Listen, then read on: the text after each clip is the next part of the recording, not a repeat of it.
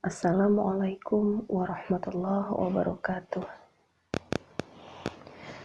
Alhamdulillahirabbil alamin allazi an'ama alaina bi ni'matil imani wal islam. Asyhadu an la ilaha illallah wa asyhadu anna Muhammadan abduhu wa rasuluh la nabiyya ba'da, amma ba'du. Mahasiswa semuanya, alhamdulillah pada kesempatan hari ini kita sudah sampai pada pertemuan ke-12 materi pengantar bisnis syariah. Pada hari ini kita akan mencoba mengulas satu topik, yaitu terkait dengan teknologi komputer dan sistem informasi manajemen. Perkembangan teknologi hari ini dan juga perkembangan informasi yang sangat cepat dan bisa kita akses dengan mudah pada hari ini juga memberikan perubahan yang signifikan pada dunia bisnis, begitu ya. Nah, hari ini inilah yang akan coba kita lihat. Kita mencoba melihat sejauh mana tantangan dan juga peluang yang dihadapi oleh dunia bisnis dengan adanya perkembangan teknologi dan informasi yang sangat pesat pada hari ini. Pertama, kita akan melihat ada dua istilah penting dalam terkait dengan informasi manajemen. Ada data dan ada informasi. Nah, data itu adalah fakta-fakta atau keterangan mentah atau kasar yang memiliki kaitan dengan sebuah organisasi. Data biasanya bersifat lebih spesifik dan bisa digunakan oleh siapa saja atau untuk siapa saja. Nah, jadi data ini merupakan data mentah yang belum diolah. Sedangkan informasi adalah data yang telah diproses atau data yang telah diolah sehingga bisa digunakan untuk perencanaan dan pengambilan keputusan dalam sebuah organisasi. Nah, informasi harus memiliki 4 syarat, yaitu relevan, akurat, lengkap atau komplit, dan cepat secara periodik. Nah, adanya komputer biasanya membantu manajemen data dan informasi di dalam sebuah organisasi. Dengan menggunakan komputer, teman-teman bisa dengan mudah mengolah data-data yang ada menjadi suatu informasi yang bermanfaat. Nah, misal data penjualan. Data penjualan itu bisa diolah menjadi satu sumber informasi yang sangat penting bagi dunia bisnis. Misal, kita ingin melihat perkembangan atau peningkatan maupun penurunan penjualan di dalam suatu perusahaan. Nah, dengan mengolah data mentah menjadi suatu informasi, akan bisa memberikan informasi kepada perusahaan misalnya bahwa ternyata selama pandemi ini penjualan perusahaan mengalami penurunan yang drastis begitu. Atau mungkin bagi perusahaan-perusahaan yang bergerak secara online, ternyata masa pandemi justru membuat perusahaannya meraup keuntungan yang lebih besar begitu. Nah, informasi ini bisa kita dapatkan dari hasil mengolah data-data tadi begitu ya. Nah, berikutnya kita melihat bahwa teknologi informasi dan komputer serta adanya e-commerce begitu. Komputer ini merupakan salah satu bentuk perkembangan teknologi. Yang jelas komputer memberi banyak manfaat dalam bisnis. Tidak hanya dalam bisnis, dalam semua bidang sebenarnya. Nah, jadi makanya kenapa hari ini kita tidak bisa untuk mengatakan tidak bisa mengoperasikan komputer.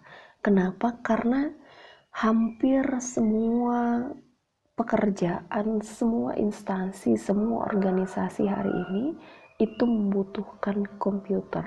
Nah, teman-teman ketika kuliah itu juga harus bisa mengoperasikan komputer. Hal yang sederhana misalnya, teman-teman diminta oleh dosen untuk membuat tugas berupa paper atau makalah misalnya begitu, tentunya makalah itu dibuat dengan menggunakan komputer, sehingga komputer hari ini menjadi suatu hal yang wajib bisa, ya, apalagi kita yang berada di dunia akademik dan suatu saat nanti teman-teman akan lulus menjadi sarjana, akan mencari pekerjaan, maka wajib bisa untuk mengoperasikan komputer. Tidak hanya mengoperasikan, teman-teman harus bisa menggunakan banyak aplikasi yang ada di komputer begitu. Jadi misal ada keahlian di bidang desain, nah itu biasanya akan menjadi satu nilai tambah tersendiri ketika teman-teman akan mencari pekerjaan begitu ya. Nah, itu terkait dengan perkembangan komputer. Nah, perkembangan teknologi, perkembangan komputer sebenarnya juga diikuti oleh dunia bisnis.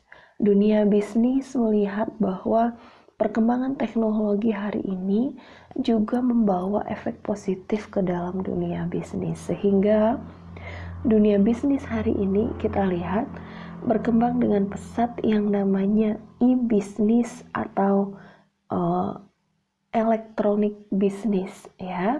Hari ini kita bisa berbelanja lewat gadget, lewat smartphone ya. Dari rumah kita bisa berbelanja, lalu nanti belanjaan kita akan diantar lagi ke rumah.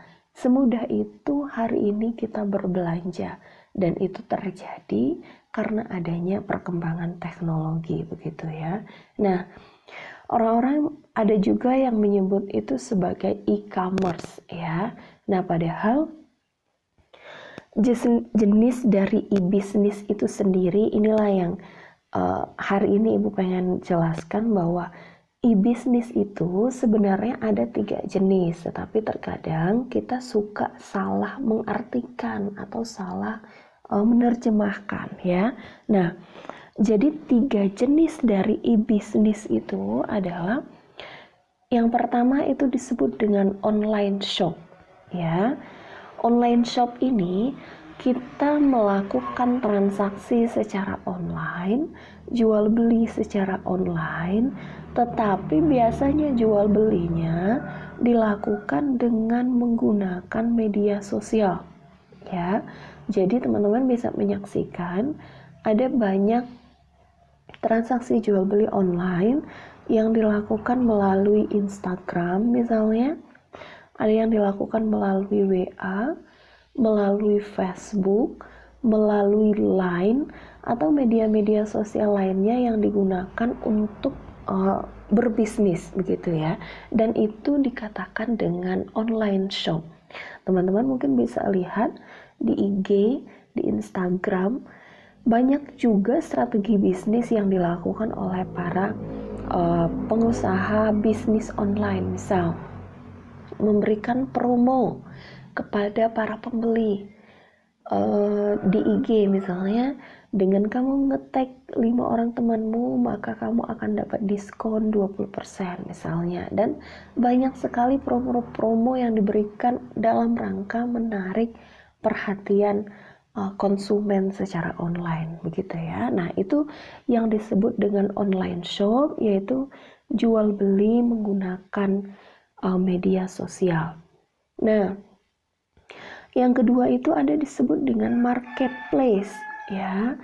Marketplace ini adalah website yang mempertemukan penjual dan pembeli ya. Nah, jadi jual beli online melalui marketplace ini dilakukan menggunakan suatu aplikasi, tetapi aplikasi tersebut bukan merupakan milik langsung penjual ya. Jadi jual beli melalui suatu website atau suatu akun, tetapi website atau aplikasi tersebut bukanlah milik langsung dari penjual.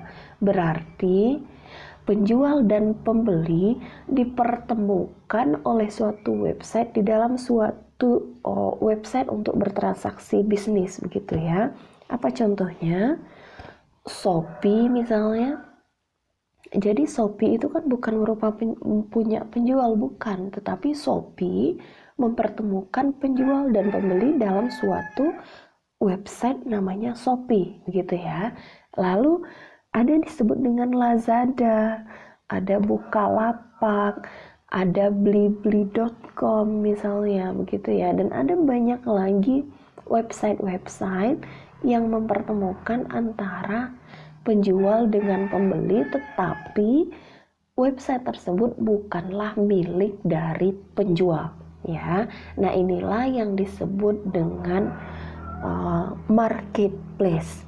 Nah, e-bisnis yang ketiga disebut dengan e-commerce, ya, disebut dengan e-commerce. Nah, e-commerce ini hampir mirip dengan marketplace, bahwa mempertemukan penjual dan pembeli di dalam satu website, tetapi website ini dimiliki langsung oleh penjual, ya. Jadi website ini dimiliki langsung oleh penjual, berarti langsung penjual yang menjadi operator dari websitenya, dan dialah yang langsung bertransaksi dengan konsumen. Apa contohnya? Misal Gramedia itu punya gramedia.com, itu kan langsung orang Gramedia, begitu, dan kita bisa beli buku-buku Gramedia di sana. Penjual lain itu tidak bisa masuk ke sana karena itu website yang langsung dipergunakan oleh Gramedia, ya. Atau ada hijab.com. Hijab.com ini adalah suatu website yang memperjualbelikan busana muslim yang memang hanya produksinya hijab, ya. Atau mungkin ada aplikasi-aplikasi lain yang memang itu hanya memperjualbelikan produk-produk mereka sendiri, begitu ya. Dan ini juga sangat banyak sekali, inilah yang disebut dengan e-commerce, begitu. Nah, hari ini perkembangan komputer dan itu sangat besar sekali. Perkembangan teknologi sangat memberikan efek yang sangat luar biasa bagi dunia bisnis. Ibu ingin mengarahkan diskusi kita ini, mengarahkan pandangan teman-teman kepada perkembangan teknologi hari ini, begitu. Kita lihat bahwa hari ini populasi penduduk Indonesia itu lebih kurang 265 juta jiwa. Lebih kurang. Bahkan angkanya bisa lebih, ya. Lebih kurang 265 juta jiwa penduduk Indonesia. Dan perlu teman-teman ketahui bahwa dari 265 juta jiwa, lebih dari 133 juta merupakan pengguna internet aktif, ya. Berarti lebih dari separuh, ya, separuh dari populasi penduduk Indonesia merupakan pengguna internet aktif, ya. Ini satu angka yang sangat besar sekali, gitu ya. Nah, rata-rata dari populasi penduduk Indonesia itu lebih dari 60%-nya merupakan pengguna smartphone baru. Nah, bayangkan, lebih dari 60%-nya merupakan pengguna smartphone baru, ya. Nah, yang lebih mengejutkan lagi adalah penduduk milenial Indonesia atau yang berusia dengan rentang 20 sampai 34 tahun, ya, itu terdiri dari 90 juta jiwa, ya. Berarti 90 juta jiwa adalah generasi milenial, penduduk milenial Indonesia. Yang teman-teman tahu, di sini termasuk generasi teman-teman mahasiswa. Nah, mereka yang 90 juta jiwa ini merupakan generasi yang sangat aktif di internet, yang sangat aktif di media sosial, ya. Ibu ingin sampaikan bahwa jumlah ini merupakan pangsa pasar yang sangat besar sekali. Inilah yang dilirik oleh para pengusaha bisnis online bahwa dunia smartphone, dunia internet hari ini itu dikuasai oleh generasi milenial yang memang sangat melek dengan internet begitu. Nah, jika kita melihat fun fact, fakta yang mengejutkan tentang generasi milenial pengguna internet ini adalah bahwa generasi milenial merupakan generasi yang sangat suka mengakses informasi menggunakan smartphone, ya. Ini tidak bisa dipungkiri bahwa ibu yakin teman-teman mahasiswa ibu ini juga kalau ada tidak tahu tentang suatu hal akan mengecek informasinya melalui smartphone, ya. Itu fakta generasi milenial.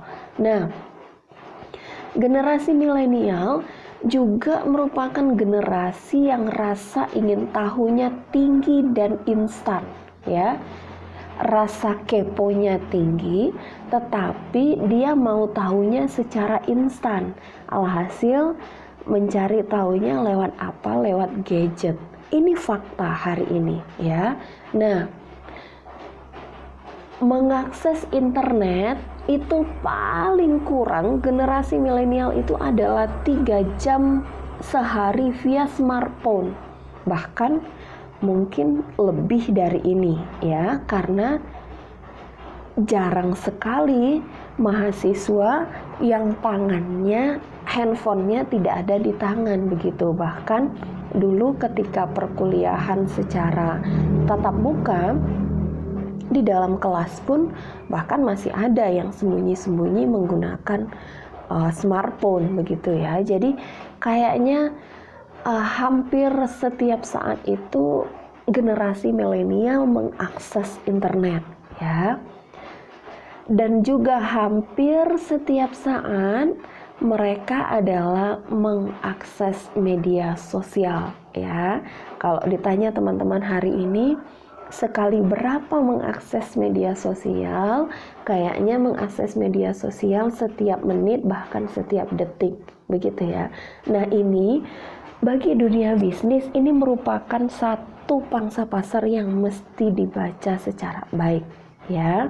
Nah, ada beberapa tipe pembeli dalam jual beli online hari ini sebenarnya. Nah, dengan fakta-fakta bisnis tadi, dengan fakta-fakta generasi milenial tadi, maka mereka ada 4 jenis cara berbelanjanya. Pertama, ada konsumen yang melihat barang secara offline lalu membeli juga secara offline, ya. Hari ini masih ada karena mereka tidak terlalu percaya dengan dunia online sehingga melakukan jual beli secara bertransaksi secara offline, lihat offline, belanja offline, itu ada.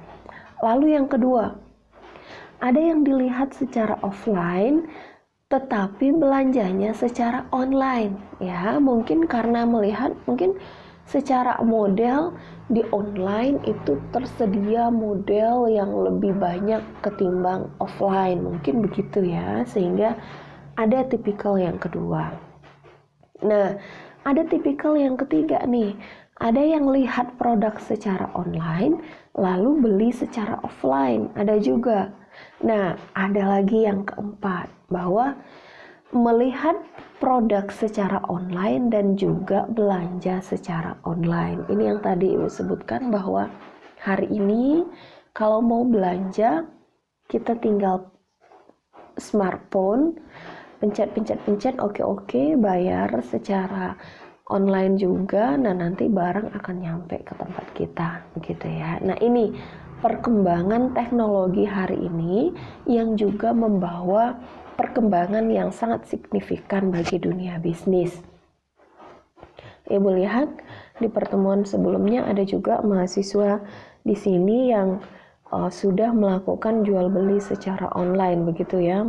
Mungkin jual belinya menggunakan online shop atau menggunakan marketplace, begitu ya, karena marketplace itu juga pendaftarannya tidak susah, jadi bisa diakses, gitu ya. Nah, selain informasi komputer, juga ada informasi manajemen, bagaimana kita mengakses data-data yang ada dalam manajemen sehingga bisa digunakan sebagai perencanaan dan pengambilan keputusan di dalam suatu manajemen, begitu ya. Nah, jadi pada pertemuan kali ini Ibu berharap bahwa kita akan lebih banyak melihat terkait dengan perkembangan elektronik bisnis hari ini dan melihat bagaimana peluang-peluang dari elektronik bisnis. Tadi Ibu sudah sampaikan sebegitu besar pangsa pasar dari elektronik bisnis, dan fun fact-nya terkait dengan kebiasaan generasi milenial hari ini yang terus mengakses gadget, dan itu merupakan satu peluang, satu pangsa pasar yang sangat besar bagi dunia e-bisnis, begitu. Nah, berikutnya kita akan mengelaborasi ini lewat diskusi. Demikian saja penjelasan Ibu hari ini. Terima kasih. Ibu akhiri. Wassalamualaikum warahmatullahi wabarakatuh.